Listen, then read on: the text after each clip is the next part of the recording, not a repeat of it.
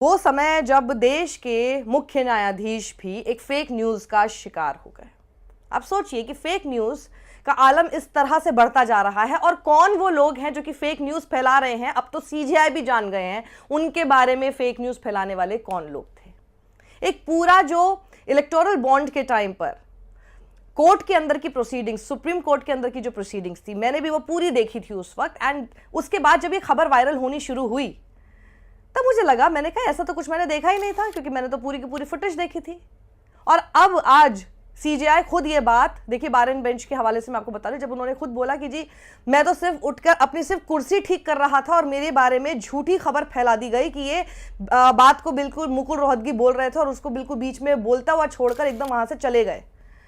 देखिए किस तरह से फेक न्यूज इन तरह की छोटी छोटी क्लिप्स का इस्तेमाल करके, छोटी छोटी इमेजेस का इस्तेमाल करके आप लोगों के सामने फैलाई जाती हैं। हमारी वीडियोस में से निकाल निकाल के पता नहीं क्या क्या फेक न्यूज आप लोगों के सामने कुछ भी परोस दी जाती है। तो इस बार तो शिकार हो गए खुद सीजीआई, जिसको उनको एक्नॉलेज करके बोलना पड़ा। लेकिन आप देखिए कि इस देश में इस वक्त उन लोगों का कितना महत्व है जो कि सच को सबसे ज्यादा महत्व देना चाहते हैं, सबसे ज्यादा ऊपर रखते हैं। हम सब लोग के लिए सच सबसे महत्वपूर्ण है, सबसे जरूरी है। सच को ढूंढने के लिए कोशिश हमेशा करते रहने पड़ेगी। और वो सारे फैक्ट चेकर्स जो फिर से इस बार रेस्क्यू में आए सीजीआई के, उनके ये बात को एक्नॉलेज करने से भी पहले इस खबर का फैक्ट चेक किया जा चुका था कि ये गलत खबर है। सीजीआई मुकुल रोहतगी के बोलते हुए कहीं बीच से उठकर नहीं गए थे, वो बल्कि सिर्फ अपनी चेयर सेट कर रहे थे, ठीक कर रहे थे। जैसे आप अभी बात करते, मान लीजिए मैं ऐसे करती हूँ इस तरह से, इसमें बोल दिया जाएगा जी उठकर चले गए बीच में। This is what this people did.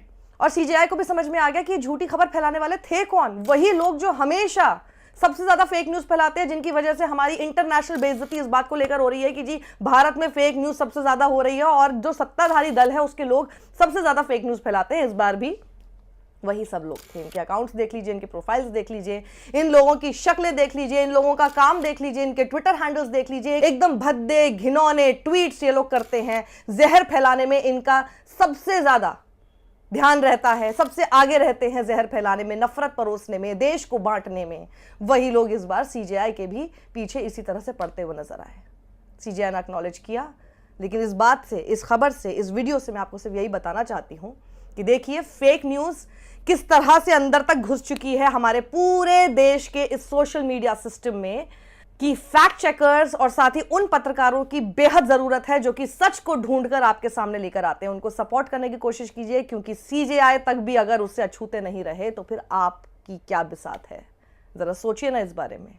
इसलिए फेक न्यूज इस वक्त हमारे देश के लिए सबसे बड़ा खतरा है और ये फेक न्यूज ही है जिसकी बदौलत कई लोग अपनी राजनीति चमकाने की कोशिश करते हैं। ये जरा सोचिए और अपने दिमाग पर जोर डालने की इस सवाल के साथ कोशिश किया कीजिए, जब इतने ही स्ट्रांग हो और इतना ही अच्छा हो, जब इतने ही स्ट्रांग हो, इतने ही अच्छे और इतना बढ़िया काम कर रहे हो, तो झूठ का सहारा हर बार क्यों लेना पड़ता है और उस झूठ की फैक्ट्री में इतना सारा पैसा पंप क्यों करना पड़ता है। उन लोगों को इतना संरक्षण क्यों देना पड़ता है जो कि आए दिन सिर्फ झूठ फैलाते हैं, जिसमें हम कहते हैं इतनी बड़ी आईटी सेल क्रिएट की जा चुकी है। उस आईटी सेल का महत्व इस पर्टिकुलर पार्टी को इतना क्यों है, इसका जवाब जब खुद ही आप सवाल अपने आप से पूछेंगे ना, खुद आपको मिल जाएगा। लेकिन उसके लिए आपकी आंखें एक स्पेसिफिक चश्मे से ढकी नहीं होनी चाहिए, कान पर एक स्पेसिफिक फिल्टर नहीं लगा होना चाहिए। सच को सच की तरह देखने की कोशिश कीजिए विदाउट एनी बायसेस। एक सेकंड में समझ आ जाएगा। सत्यमेव जयते।